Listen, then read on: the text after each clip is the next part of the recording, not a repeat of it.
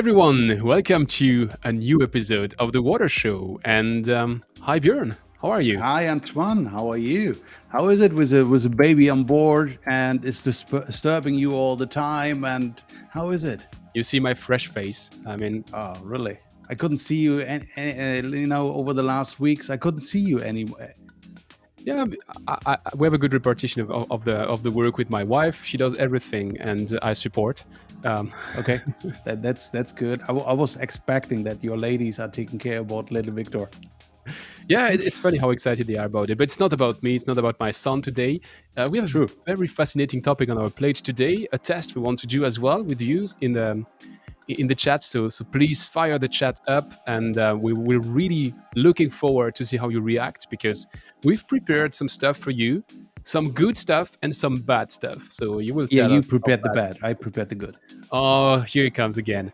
So on that bad joke, Björn, I'm gonna have to launch the credits and see you on the other side of it. Have fun.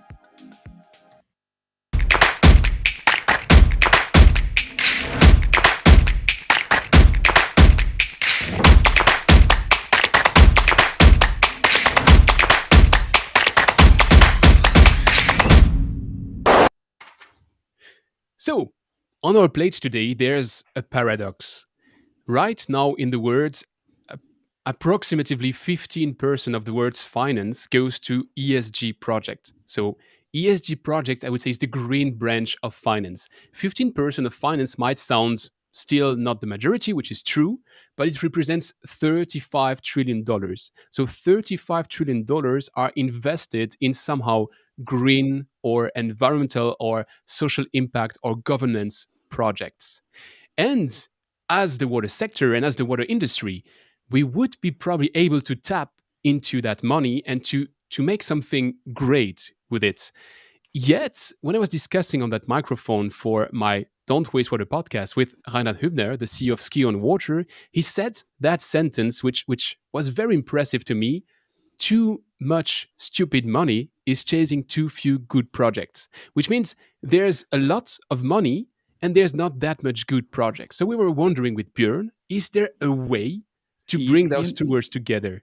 you know what? That reminds me something, because we have our partner today. Our partner today is one of the most growing companies we have in our sector right now, because we are talking about Enviro Water. Enviro Water, for just to clarify, Enviro Water is a group of companies where Envirochemie, Envirofog, and Enviroprocess are under this group, and they deliver water and wastewater treatment solutions for the industrial clients. I mean, I could highlight some numbers as 210 million revenue, or 1,000 employees, or 30,000 customers. But the most important fact, or let's say most interesting fact, is, as you mentioned that, Antoine, Reinhard Hübner was on your podcast. And even I heard something which, bridges a little bit to our episode today. Because, as Antoine mentioned, we are talking today about, how to pitch in front of an ESG fund or a potential investor. And exactly, Enviro Water and the Skion Group, they could be such a partner, because they are investing every year in water companies. And during your podcast, Antoine, Reinhard said something interesting, because he said, hey, if you are really serious interested to work with Skion or to work with Enviro Water, just reach out to us and send us a mail, and we will seriously look into every business case and we'll come back. So today's episode is definitely about how to pitch in front of Reinhard Hübner, how to convince him, and how to convince Enviro Water if you have the chance to be the next unicorn. Thanks, Enviro Water, for being our partner today. And as Björn introduced it and teased it a bit, today we will try a very special exercise, both Björn and me. We will be pitching as if we had companies. I mean, Björn has two and I have two.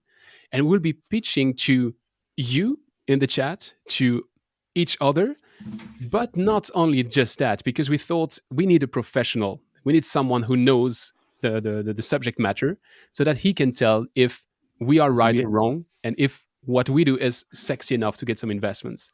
So please welcome Alexander Loucopoulos. Hi, Alex. Welcome Hey, to the Alex. show. How are you Hey, guys? welcome to the show. Thank you. Excited to be here. Finally made it to the big show. So, Where are you Alex, right now? Or let's take on Right front. now, I'm in Midtown Manhattan. so Midtown now Manhattan. So we are everybody's in jealous. France, Germany, and the US, right? There you So go. it's a really global show we have today. Alex, can you just introduce yourself in a couple of sentences for anyone which wouldn't know you by now? So, number one, I'm a big fan of the Water Show. Two, I am Hey. a partner at Sciens Water. We're a dedicated fund that invests in U.S. water infrastructure. So, just U.S., kind of the middle part of water infrastructure. Been in the water space for about 7-8 years. So, on the one hand, I'm a neophyte. On the other hand, I think that's sort of 8 years of dedicated excitement around water, and frankly, just getting started. So, Alex, today you will be our judge. You will have that chance, or wait to see what we have prepared. So, I don't know if it's a chance yet, but you will decide if what we are presenting is worth it of an investment, and if you would invest, or if someone you know might be investing, so that we see what works and what doesn't work. And you will be judging both the form, so the way we frame it, and also the content, because maybe the business model doesn't fly. And to open that and to make it very clear, Björn, you want to make a little game? So you are calling it rock, paper, scissors. I call it Shifu but I think Exactly. it's the same principle. Are you ready? Yeah, I mean, I think we have to find a way who has to present first, right? And nobody normally wants to be the first one, so that's why let's pray. Who will lose? Rock paper scissors has to start. Okay. Okay, So sounds good. how's it? Ready? Ready? Rock paper scissors. Oh, Uh, come on. you have to redo it. Again. Rock paper scissors. Hey, I hey. lost. I lost. So Okay, so Björn, you're the first I have to presenting. start. I have to start my pitch. Give me a second because I have to bring it here on the table. So in the meanwhile, Um, let me recap the rules. You have 3 minutes in where we don't interrupt, and after 3 minutes, if really it is too bad, we have to scream and to tell everyone, "Come on, no, no, stop that." Ready, Björn? okay, I'm really ready. Good guys. Okay, so I'm pitching today about our solution for a mobile wastewater treatment system on demand, and that's a specialty. So where are we right now? We have a product which has a patent on it, and we can treat each and every wastewater. Doesn't matter which source, doesn't matter which contaminants.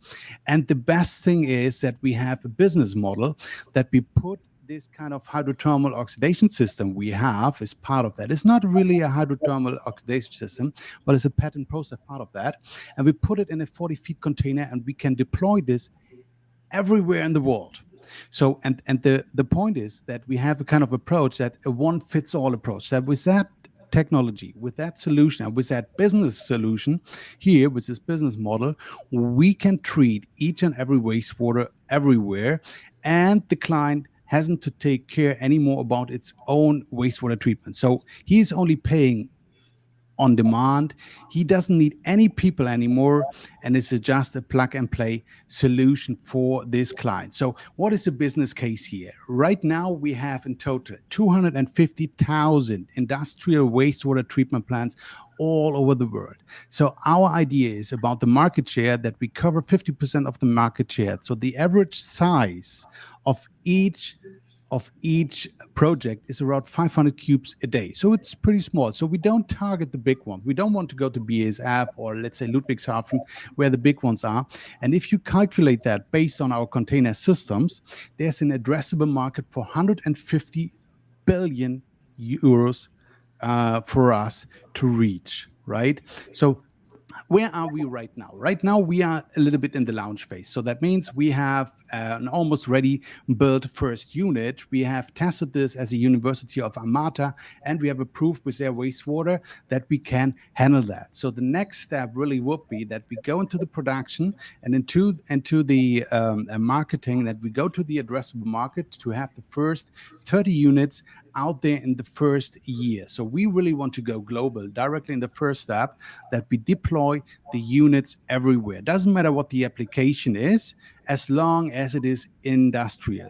And the next thing is that we believe after 3 years, and we have deployed more than 150 units, that we can go to IPO. That is a little bit our goal, that we go for IPO. We have seen this in our water industry over the last years. So what is the value for the customer we deliver? It's a easy to use. It's a plug and play solution. He get the container, and he is paying this only if he need that. So he can buffer the wastewater as long as he doesn't need. And if it comes to the point that he needs the wastewater, then he send it to our container, which is on site, or we ship it on site whenever he wants, and then we treat the wastewater. This is how it works. So he doesn't need any OPEX, he doesn't need any CapEx. He can reduce his own stuff, and he has no headache anymore about the wastewater he is producing. So what are our competitors? So we checked a little bit the market. So about one thing, is it affordable? On the one hand, what about the market share? So we compared this with Imperial Water. Yeah, they have some kind of mobile solution, but they don't really sell it. They are not really in, or let's say they sell more instead of renting the system. And really, we really go for on demand. And the other customers, let's say clients, are Asylum. We have PAL. They have a very cool solution. They have very cool containers, but they are not so fancy as ours. Then we have Veolia as well. We have Suez. So you can 6 see months from launch to reach 99% market adoption. That is beyond optimism. we are very optimistic on that. But let's say this technology will have a chance on the market, believe it or not. As I said, the exit strategy for this case is really that we go after 3 years for IPO, or we go directly for M&A. And there's so much movement on the market that it could be definitely a case for one of the APCs, or for Salem, or for Grundfos. They are very active. They have a lot of money. I mean, think about IPO. Just one story about IPO. We have seen IPOs in our industry recently.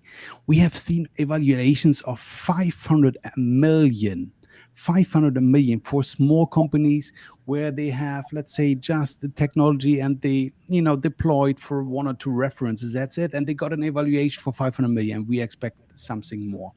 Really, So your pitch is, I want money, and I'd like to make money. No, Sounds good. my pitch is that we have now to bridge really the stuff and go into the first production. And as I said on one of the first slide, we have a patent pending. We have the first proof from the University of Amata, and we will go to Vietnam to produce for production. We have found there a business partner where we can produce. Because of cost, we do it there as well. We have a very short way to the Asian market.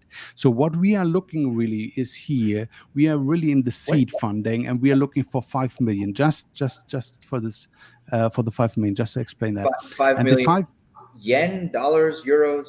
Always euros. Always euros. Always. Yeah. So in the US, no dollars, euros. Well, I mean, the calculation is made on euros. So sorry for my American friends. Yeah. But right. I'm European, so everything is on euro. So, and we would put except this your presentation. In your presentation, it's written dollars, but maybe it's a mistake. We need this for really to get some people on board to produce the containers, to deploy the containers. That why need hiring and operation and a small budget for marketing. And we expect in the first 3 years a revenue of 11 million. In the first couple of months, or let's say 2 years, we will have 7.5 in the first 2. Can I just try to synthesize what you've said? You've said that you have a patent pending technology. Correct. You have a proof of concept at a university. Of Amata, correct? Yeah, you want a seed investment of 5 million to go into production. You want to go to IPO in 3 years. That's our because goal. You want to make a lot of money. No, we don't want. I mean, every company needs to make a lot of money. But let's say we can solve the issue here. The issue is that all the industrial, or let's say all the production facility, which have its own wastewater treatment plant, they don't have to care about anymore, because we can deploy our containers on demand. So that means if they have a batch process, or if they have the seasonal process, or if they just can buffer for a couple of months and then they treat the wastewater with our solution for 3 months. This is the kind of solution, so they can get rid of their technology they already have, or they don't have to invest in it and any further technology for the wastewater. And this is what we are looking for. And that's why I came with the numbers, because the number of 250,000 installation, I think is a very conservative Yeah, number. that's my favorite part of your presentation. It's what I call usually the one person of China fallacy. Like you take China, you say, hey, China is big. There are lots of people living in China. Let me get just 1% of that market, and I'm a billionaire. So yeah, I mean, yes, 250,000, part of that is China as well. But let's say we also considered North America, we also considered Europe. let's I love the optimism here. Love the optimism. Can I ask you this magical black box that's going to kind of solve so many of the problems? Do you have any specs Yes. for that, or is this sort of that picture that you had on the front page? There you Say go. again. Beautiful. Say again. Do you have any technical specs as to how it's gonna solve all of the Yeah, different due to water the fact we have, problems? as I said, I mean, we are public here a little bit, so that means I have something. It's a patent process. Let's say, it's a patent pending process. That's why I don't want to tell you too much about that. But Okay. believe me, it's a revolutionary treatment technology based on hydrothermal oxidation. I mean, whatever it comes in, whatever the wastewater is, we will just produce clear water. That's all, Clear- and drinkable- we will bring it back to the facility. That is the cool thing. Drinking water better than Evian, you think? It's not really drinking water, but let's say you can use it for irrigation. Oh, irrigation. Got it. Yeah. So Alex, what do you think? Would you invest in that company? Look, love the enthusiasm, but I think starting with page 1 all the way to page 11, I think this was a big no-no for us. I mean, you generically talk about the market being huge and it's great, but the substance in terms of how you break it down, I think is not really an investable thing. Then you talk about the actual product. I understand that certain things being a public forum, whatnot, but there's no substance in terms of actually how you're going to solve the problem here. You're really just using some big numbers and some big addressable market, but the solution, frankly, is not really there and not really believable. And then, I guess the third component is the execution. Not really quite thought out because you're super early, right? You're just coming out of a kind of a product spec area, and to go from that to 7.5 million or whatever, pretty ambitious.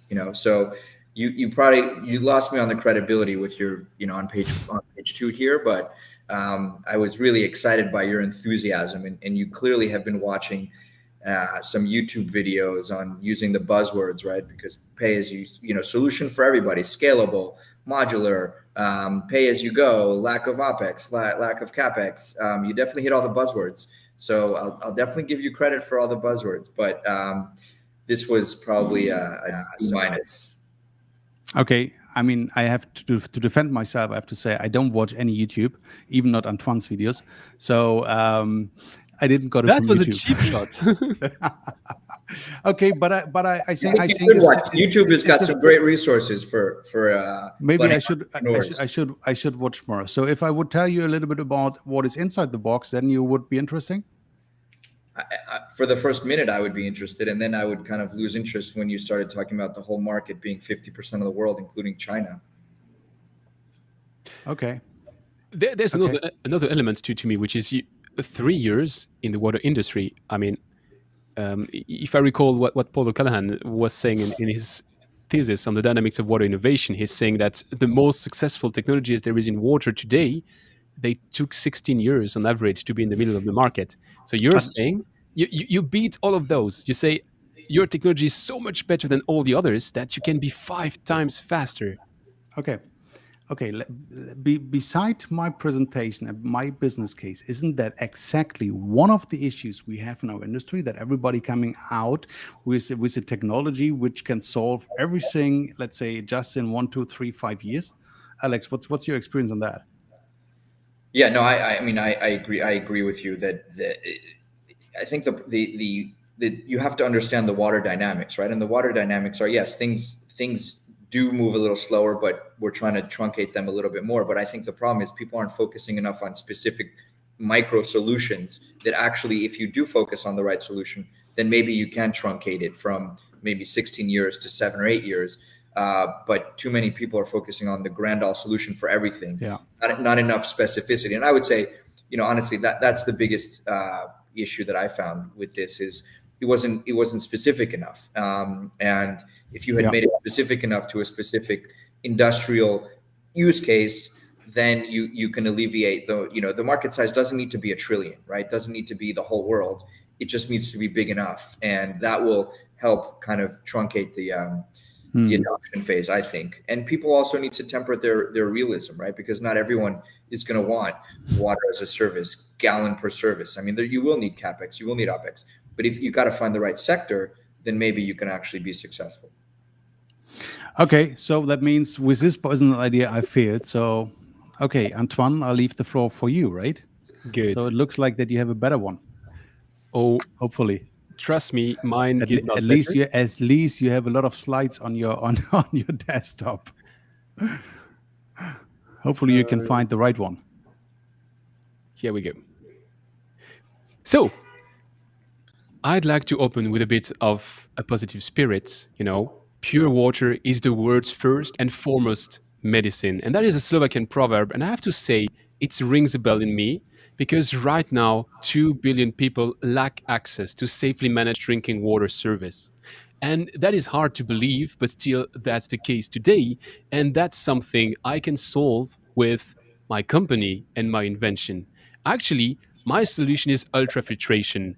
And I think that slide doesn't really encompass what it is, so I'm going to go a bit deeper into it. So ultrafiltration avoids using chemical products and offers the best operating cost on the market while being compact, easy to expand thanks to its modularity, and bringing a constant water quality regardless of the water at the inlet of the plant.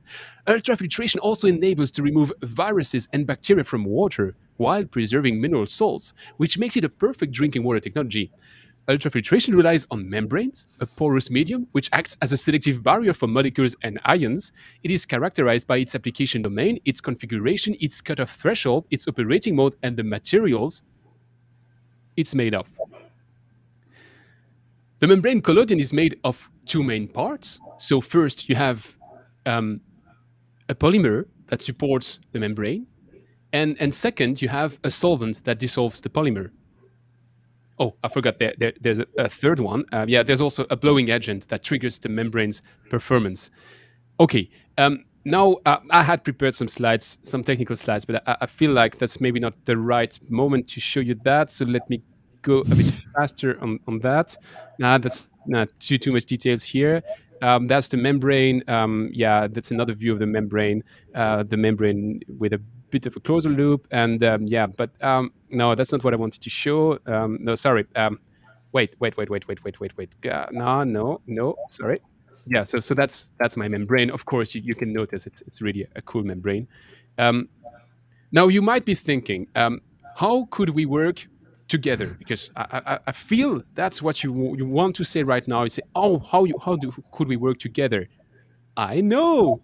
So I've prepared a little video here. Let me just click on it.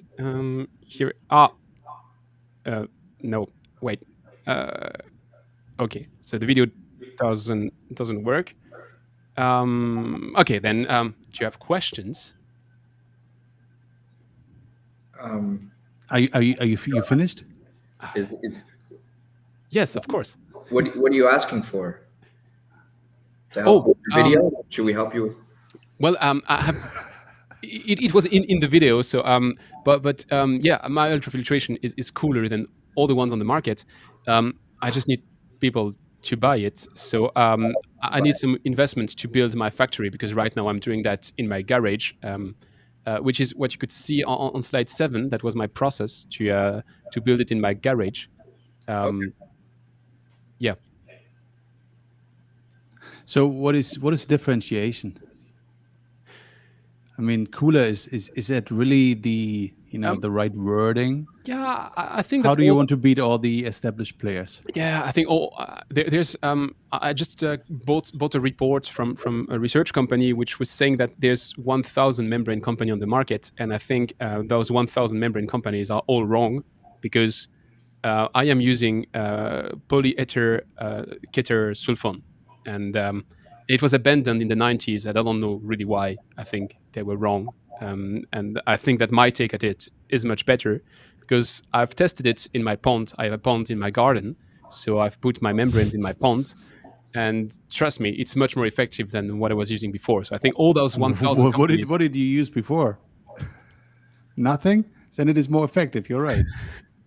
Yeah, okay. I wasn't treating my water before, but my water is much better now. Okay, got it. Okay. I love the emoji. Can you go back to that? I love the tiers and sort of, where did you get that 2 billion number? I thought it was higher. Yeah, I was looking at the UN website. I don't know if you know the UN, it's the United Nations. The UN, okay. And they do these statistics on SDG 6, and they mention what's the state right now, when 74% of the world is having access to drinking water. So that makes 26% that doesn't have access. So I made the math. I just Googled how many people on Earth. Google told me 7.9 billion. So I made 24% of 7.9 billion. And that gave me that 2 billion number. Got it. How did you I'm a scientist. How did you get interested in solving the water crisis? Were you in the treatment business before? Are you an engineer? Not really. Guy or?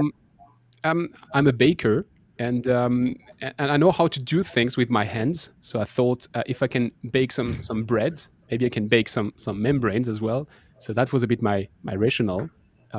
Please, at some point you have to stop me because I No, I don't want to stop you. This is really that's a fun show, I thought, right? you know, Björn's presentation was bad. I have to say that this is like this puts the term wastewater back into VC pitches here. Okay. Pretty interesting. Honestly, I have to break my character now. When I saw Björn's bad presentation, I thought, okay, maybe I overplayed the bad element of it because I think mine is from a different magnitude in terms of badness. Have you ever seen such a pitch, Alex? Such a bad one. Yeah, I mean, to be honest to the audience, I mean, we prepared here two, let's call it a little bit bad presentation, bad pitches, because we want to start from the low angle. I'll let you answer, Alex, but just to tell you, I started from something which I've seen in startup pitches, which is SDG 6. You put a statistic about SDG 6, and then you say something which is totally unrelated. So that was a bit what I tried to emulate here. And I to answer your question, which is really the fundamental question here, is, I mean, people, I've seen elements of everything you just described, right? Because people tend to copy, the things that they've seen in the past. So the one thing I see a lot of is the first slide saying, I'm going to save humanity, right? And then they got this big, beautiful chart, and it's not a cool, the coolest thing about your presentation was I had never seen that specific crying emoji before, but people throw that out there as page 1 or page 2. And I initially, that's where they lost me, because that means people are just starting at 50,000 feet, not even, 40,000 feet. When you're actually, I think starting with the business case, I think most people in water, they know all that, right? So you got to bring it from 50,000 feet down to 20 or 30,000 feet and then sort of try to solve it. And that's, it was universal in both of your presentations is, you started way too high, and people do that way too often in water, not knowing that specifically the people they're targeting and they're speaking to in the water space, they just gloss over that immediately. And then, obviously, what's the solution, right? People, again, I don't think spend enough time really focusing on the solution. And then lastly, on the actual target market, which again, doesn't have to be too big. People, if you can get those 3 things right, I think you're 80% ahead of everybody else. But have I seen stuff like this? I mean, all the time. It's really? Yes. Okay.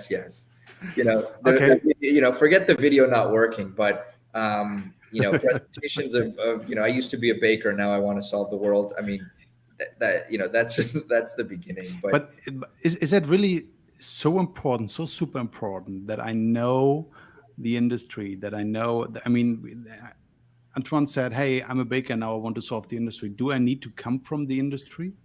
So great question.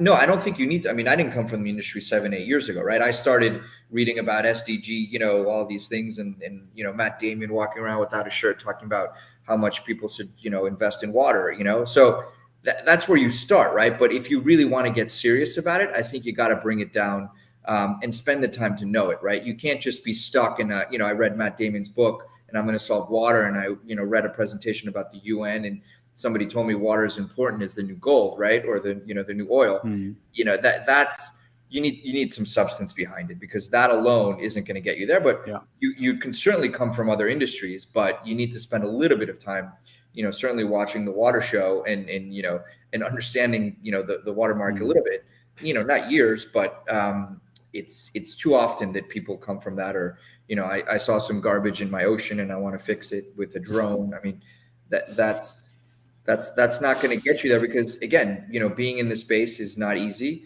It's not take you 16 years, but it's not going to take you 2 years either. And I think also we need people from other sectors to come into it, because the people that have been in it for 30 or 40 years aren't going to be the ones that are going to be driving it for the next 30 years. I think that's a very important aspect. I mean, I don't know how much that translates, but in French we say they didn't know it was impossible, so they did it. And sometimes when you're inside, it's hard to imagine that crazy out of the box solution, just because you know a bit too well how that might end up. And if you look at the profiles of people which have been really successful, I mean, Björn mentioned some IPOs. If you look at the profile of people which right now are getting investments in IPOs and which seem to be successful in that endeavor, many of them come from outside the industry. They don't come, like in my extreme example, nothing against bakers. It's just that it's like you're creating something and you think you're much more clever than everyone else. That's usually not a good sign. But usually taking something which works in a different industry and trying to bring it inside the water industry has good chances of sticking. So just saying. Yeah, and I will say one of the biggest problems is people, the water sector is so global, right? But yet so local. That people, the best ideas that I've seen are the ones that are actually focused, right? Because if you focus and start with one specific sector, I think you're 50% of the way there, because most people don't focus and try to solve everything too much. And I think specifically with the water sector, because there isn't going to be an Uber killer, there isn't going to be a Facebook, right? It's going to be smaller sectors that people are solving. So if you can pinpoint that, and the market doesn't need to be what did you say, 150 billion euro? I mean, even if it's 200 million euro, and you have good market share, which in most parts of the water sector, it's so fragmented that you can actually get good market share. Yeah, we need more. Okay, good. Antoine, you want who goes next? No, I think I have to take it from here. So as Antoine said in the beginning, we have presented two pitches. I mean, one which, let's say, was very low, and one which is somehow a little bit maybe more interested, and we tried to make it right with this kind of pitch, and that's why I come with my second pitch. Antoine, hello. Yeah, here it is. So he's still there. You're awake. So my second pitch is about a company. It's called WPM, and we say one marketplace for all technologies. So, and the idea is the following. I mean, we have been in the water industry since decade, me and my team. And one thing we have realized is that 75% of all the buyers from these kind of companies, they have named their own business as pretty much complex and difficult to reach their goals and to handle their business, right? I mean, think about a project comes in, and a project does have 100, 200 pieces, and they have to order all of them, right? So, and then they have to find suppliers, and they have to find the best price, they have to negotiate, and all these things. So it's a very, very complex, and partially the procurement department is pretty small in our water industry. So it is not, the procurement department does not have so much attention compared to the others, compared to operation, compared to R&D, and compared to whatever, right? But here's a little bit the gold we have find out, because we have a solution, and we have created a solution. It's a kind of digital platform based on an SAS software, which can completely create tailor-based offers for the procurement department, and that's all is based on machine learning. So we have this algorithm behind that. He can learn with the procurement person to give the best solution for their project. So how does it work? It's in principle pretty simple. Or let's say go back a little bit about the company. We have We had two people, and we have already, founded two other companies, and we were pretty much successful for the water industry. And now we are focusing just on this company because we have discovered this problem. So we established 2021 this company and wanted to solve the problem for for EPCs, for OEMs, for even supply companies with a smaller product. So how does the system in principle work for the procurement?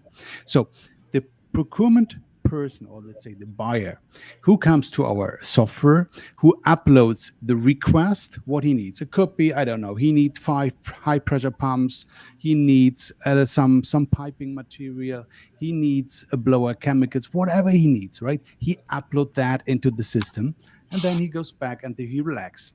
And during that time, the algorithm goes out to the suppliers and is asking the suppliers for the right quotations, and we collect the quotation, we sort them out, and the best one in step 3 we will offer to the buyer.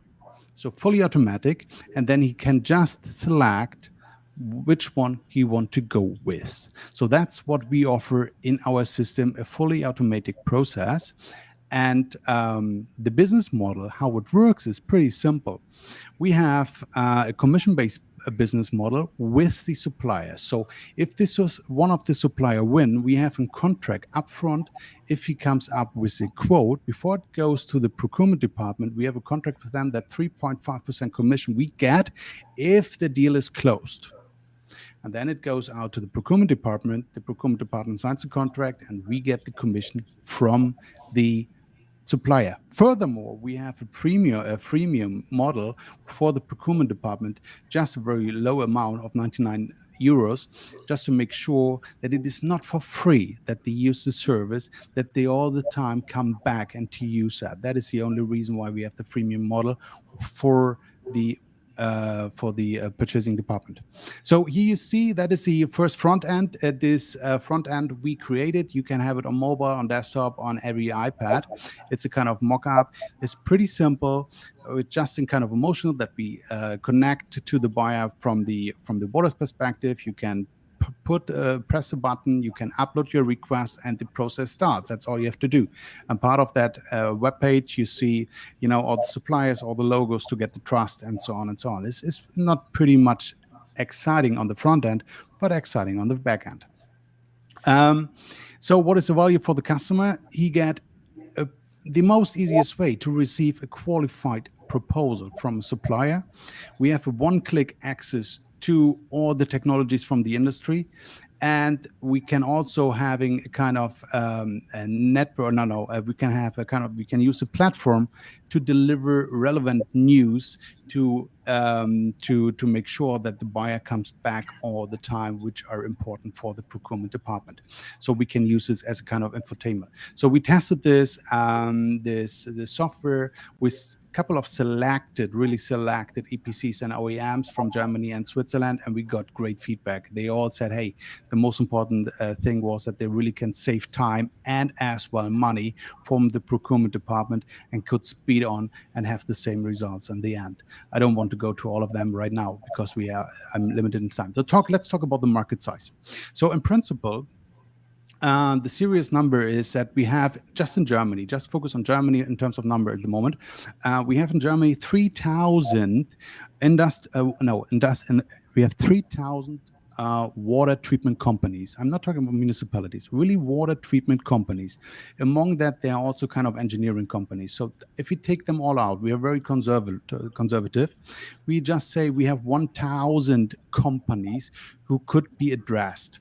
So the average size of the revenue from these companies, if I take just average, is somehow 5 million. Could be more, could be less, but we took 5 million in average, and I think that's very conservatively. So based on the revenue, all these kind of companies, they have normally 50% cost of goods sold and 30% material. So that is really the addressable number, the material out of the 5 million. If I take this for the entire market in Germany, we are talking about 1.5 billion, which is just the material which is bought by these 1,000 companies. So, and we are saying in Germany, we want to address 30% of the market, which is 500 million. So we don't want 500 million, but we want that 500 million are going over, are traded over our platform. And based out of that, we are thinking 3.5% commission is our number we can achieve. So that is the target is in Germany, 17.5 million. If we put this on entirely Europe, the addressable commission we are looking for is somehow 50 million. So that is the magic number for an entire European market. For sure, we are saying, hey, our let's say market share will be a little bit lower due to the fact that it's more separated and split it and so on and so on. That way, we are saying 20%. Can I cut you off, Even Björn? this is Sorry. very conservative. Sure. Did you reach out to the EPCs and the OEMs? Yes. You cited the customers, but I'm wondering about the suppliers. Did you reach out to them? Yeah. We have contract with the suppliers for sure. I didn't talk much about the back end, but in the back end we have all the, let's say, major suppliers contacted and contracted. So that means if they receive an offer, they decide whether they want to give us a proposal. And with the proposal, they get a commission agreement that we get 3.5%. It's like the real estate industry, right? Similar like this. So if we get the proposal, So you're a distribution channel for them. Exactly. We are making sure that they get leads. So it's a win-win-win situation for all of us. So just the addressable market, Europe, 50 million, somehow, as I said, very, very conservative, calculated. So the calculations, especially if you take it on the long run, and the most important fact here is that the gross profit margin is pretty high. We are calculating if that is really a scalable business and if it runs pretty smoothly, that we have a gross profit margin of around 75% due to the fact that we have no overhead for that. We have just the IT and some marketing. These are the major cost drivers. So we compared this against competitors which are on the market like Industry Stock or Compass or many others. They are just they just list the companies who could deliver this kind of product. So if you go there and you say, hey, I need a high pressure pump, you find a list. But even then, the next step you have to take on your own. You have to contact them, you have to negotiate with them, and all the way long. Sorry to insist. Don't you think they do that for a reason? Say again, sorry. Don't you think they do that for a reason? Sorry to insist. Just because I'm wondering why a company would accept you to get the offers like for free and everything. So if let's say you have pumps on your platform and I'm a pump supplier, I can get the price of all my competition just by filling an order on your platform.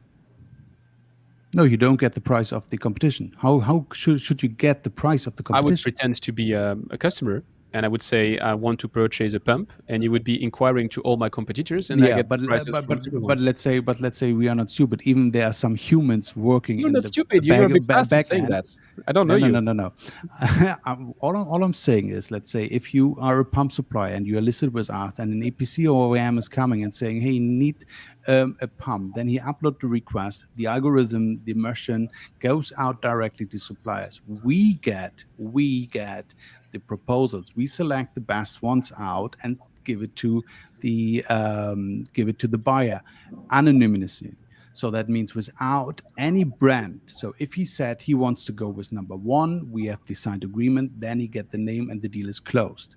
This is how it works. So it is not that you can go by the other way around and say, I just want to have the number of my competitor. It makes no sense. Okay. But just go back here. The marketing strategy, I don't want to overstretch that a little bit, but it's full on digital ways. There are many ways because we want to inform also the industry. We want to be relevant. We want to deliver news. That's why we pretty much on content. So we are right now in a phase where we need to develop the back end to the end, and therefore we are looking for 1.5 million in terms of seed funding right now for the moment, and we have to spend this on the IT mostly, 40% on marketing and a little bit on HR.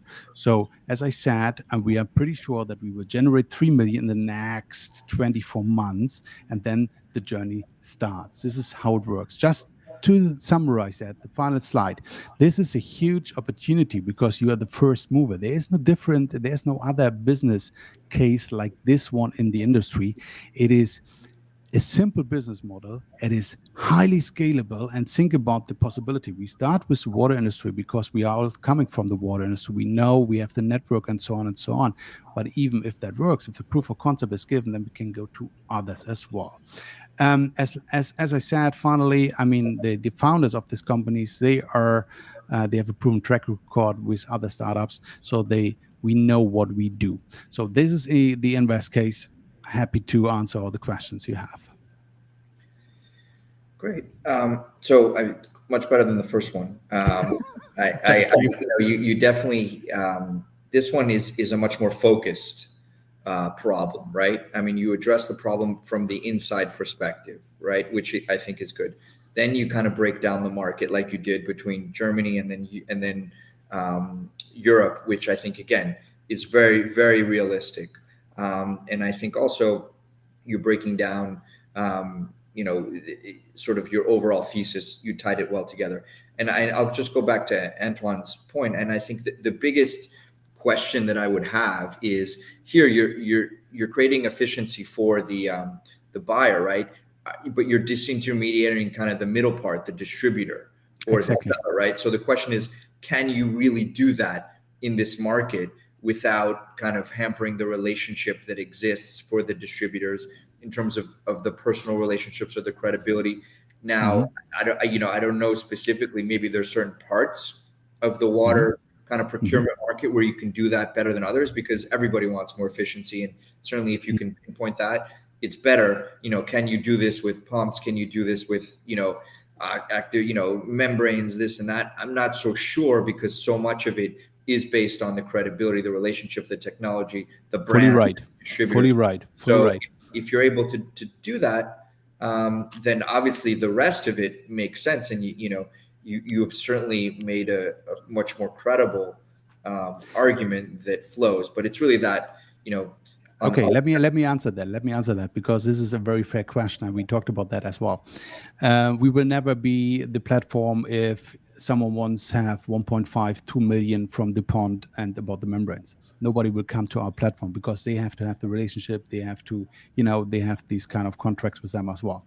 But there are tons of other products which are less than 100,000 K, less than 50,000 K in that range. And these are the commodity products. This is what we are looking for. That's why our market share for the entire material is 20-30%. We are not going to the big one. Not every product will come over our platform. We are really looking for the commodity, which takes time and bring not so much, let's say, effort to the procurement department. I would say it's an interesting case of probably a business model which is good, probably a shape which is good, but sorry, the topic is just so boring to me that I have a hard time as an investor to just think I'm gonna follow you. So I mean, I'm not judging. I'm just saying, you are addressing a certain type of persona, and I'm not that persona. So somehow the presentation is like that, like flying over me, but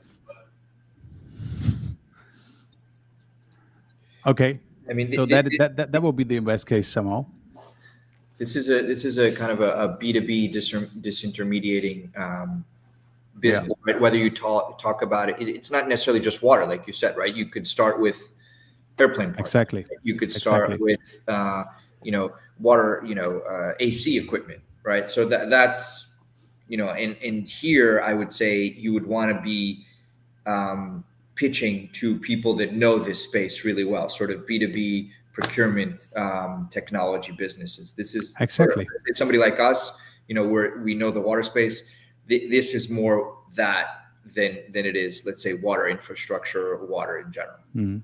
It sounds more like a software topic. I mean, the big portion of it is going to be to have this programming of all the behind the scenes and make it happen. And maybe you want to structure it for the water industry, but I don't see why, if you're looking at commodity, why would you put pipes and not cables, for instance?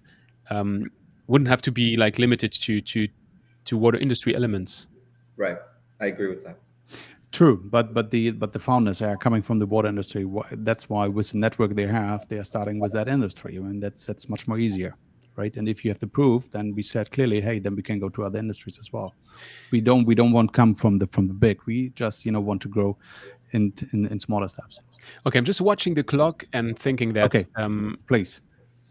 I think you passed that one. Maybe not with me, but I'm not objective, Björn. Okay, Um, okay, I know that. Good, fair enough. so let me switch to mine. And honestly, I'm starting to fear that I went a bit off topic. But let's see. So my second pitch is for my company, which is called Imperial Water. And Imperial is a color of green, and you'll get to understand why that matters.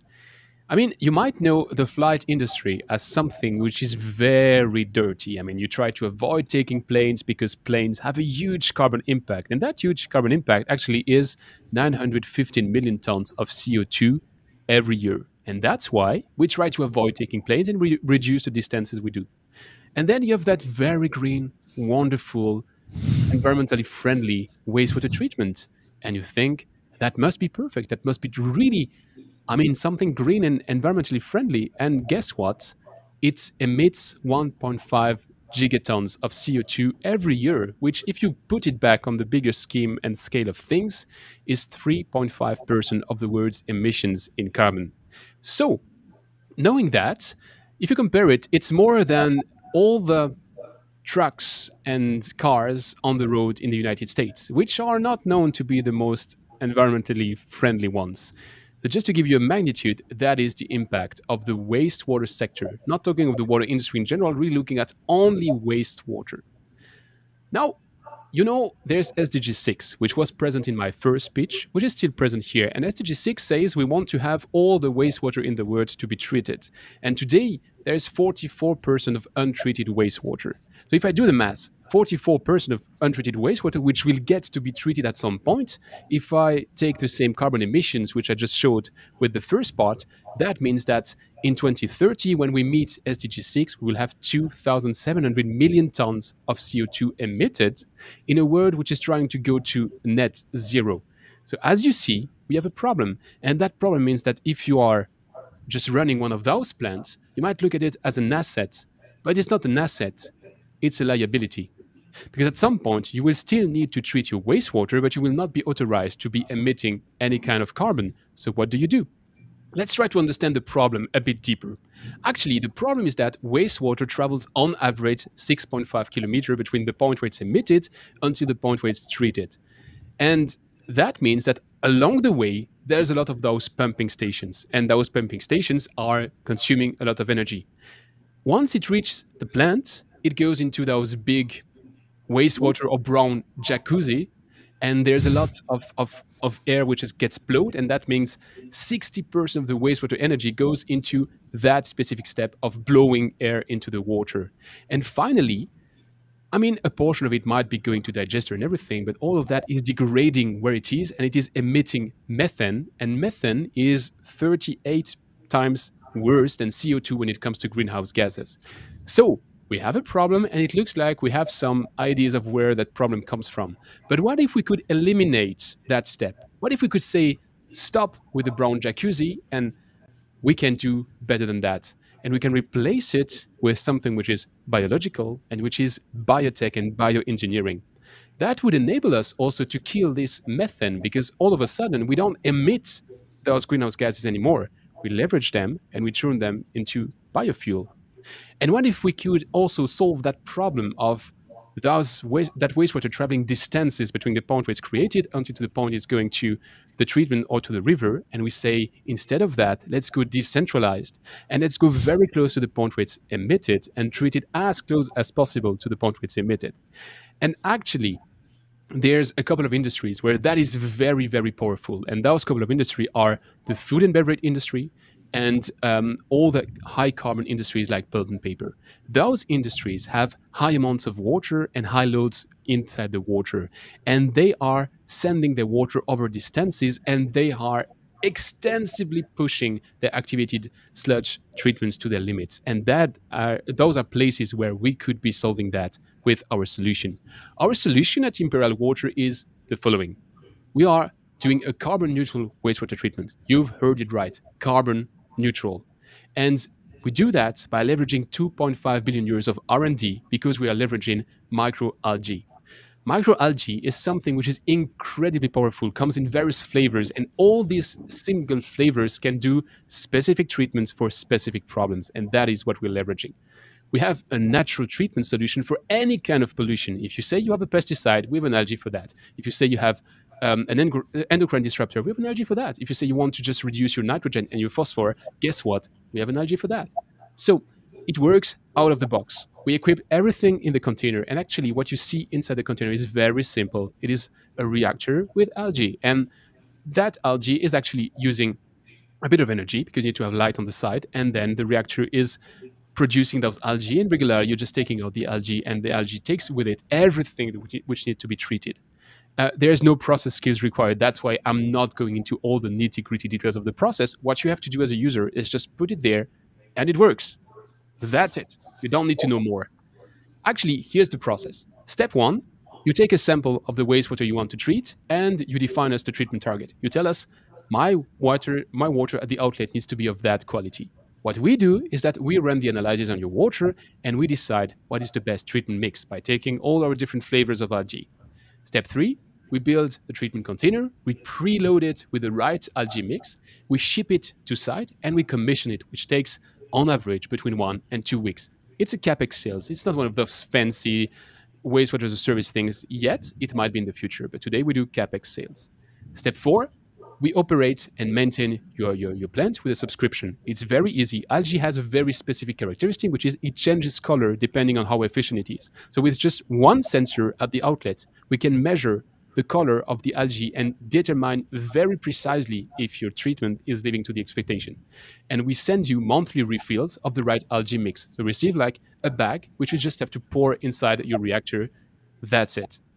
And finally, if you want to go the next step, we have a network of partners which are doing biomass and biomass plant and biofuels, and we can connect you with them, and you will be able to discharge your green algae to them, and they will turn your algae into energy, which means at that point, you're not only carbon neutral, you become carbon negative.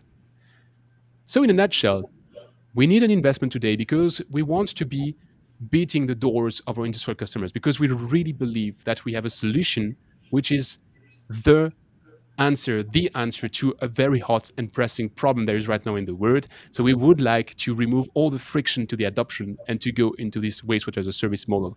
We also want to increase our production capacity because today we can do 10 and 20 feet containers, and we would like to go into 40 feet container. And finally, we want to accelerate our growth by hiring a bit more people. We want to have a business developer, and we want to have a marketing person. And altogether, that makes for Imperial Water, which is wastewater treatment that impacts.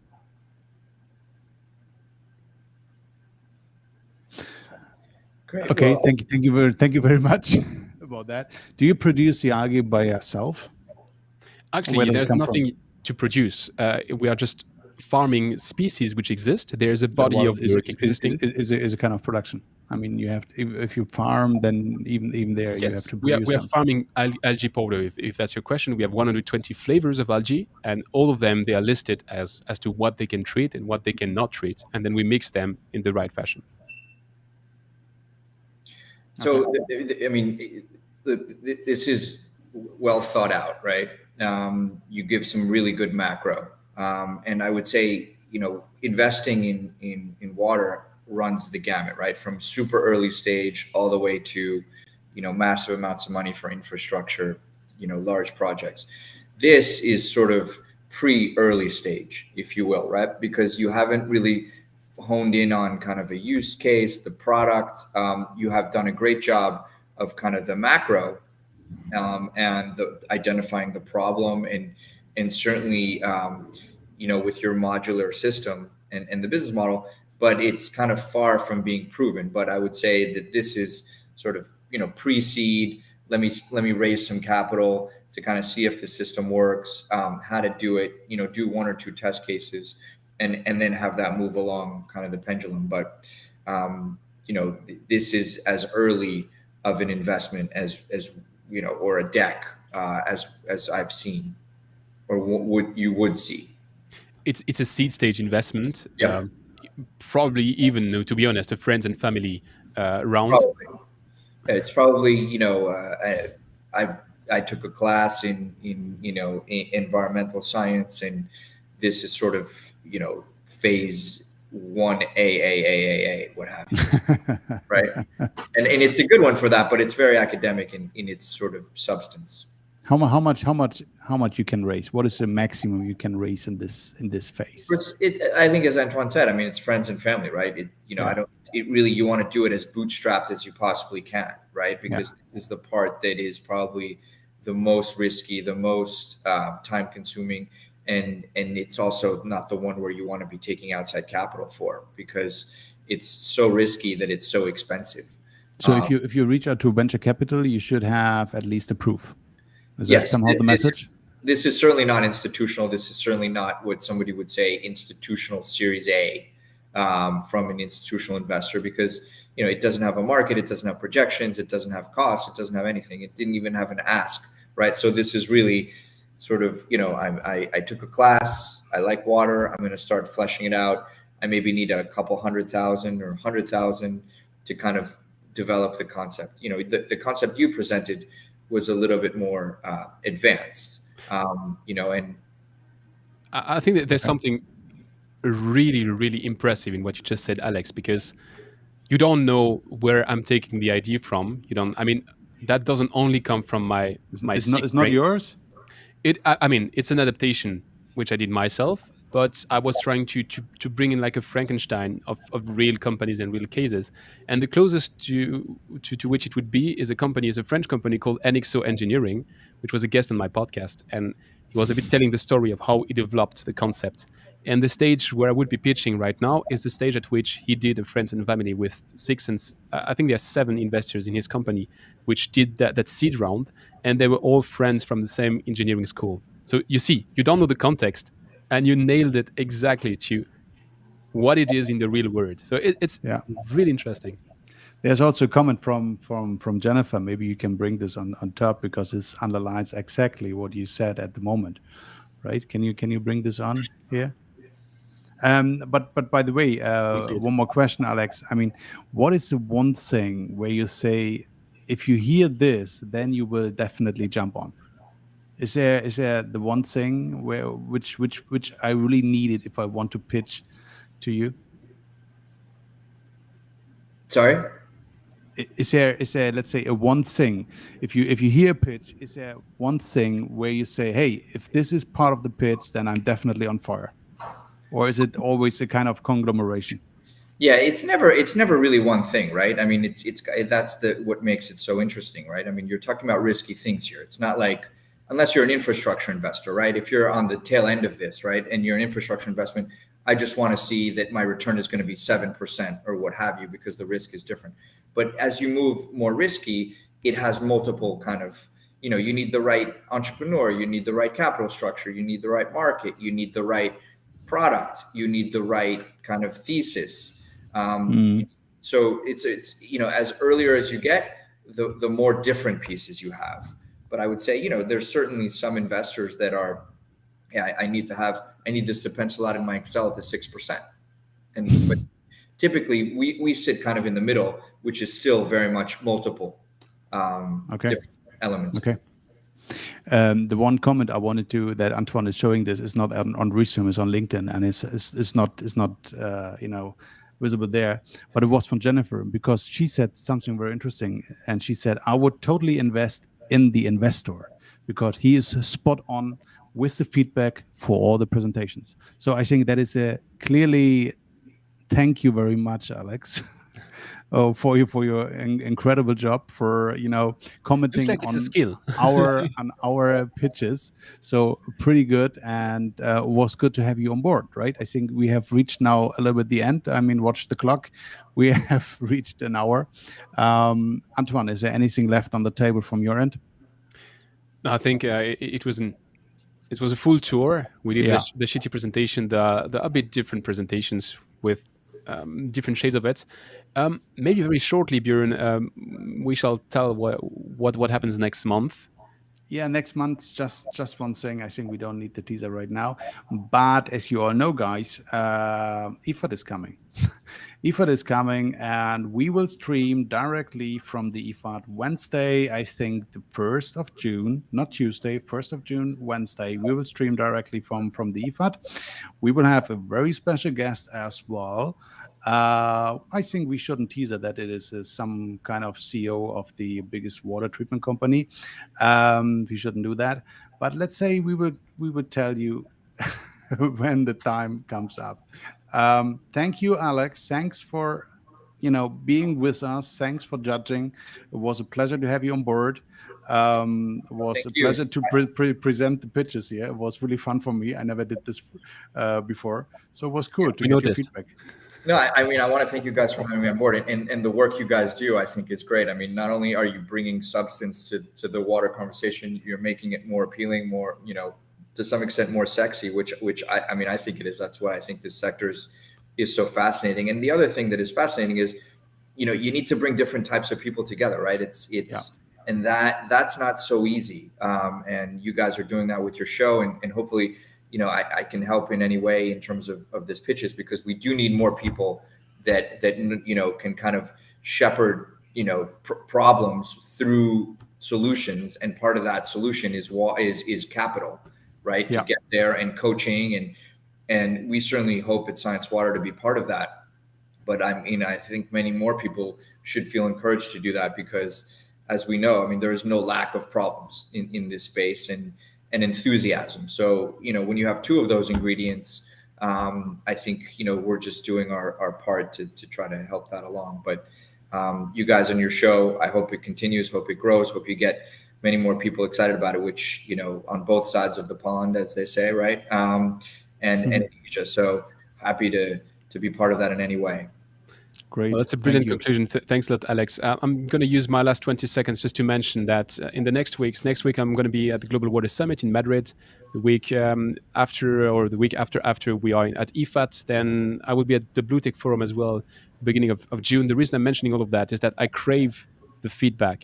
So if you just want to have a beer, want to have a drink, want to have a meal with me, I'm very happy to take some time. I mean, Björn will be together at IFAT, and we'll be very happy as well to have that same kind of thing with all of you, to just hear and listen a bit from the community what you want to have more or less in the next shows. That show is here to stay, but we want it to be even more catered to your needs. So we always look forward to your feedback. And that being said, I think it's the first time we are so much over time. So I think Yes. we have to close. And see you very soon, physically, Björn, at IFAT, and all of you, whenever you want to have some feedback with us, and Alex, anytime soon on the other side of the Atlantic. Thank you. Great. Thanks for being with us. Bye-bye, everybody. Bye. Hey, Restream Doesn't want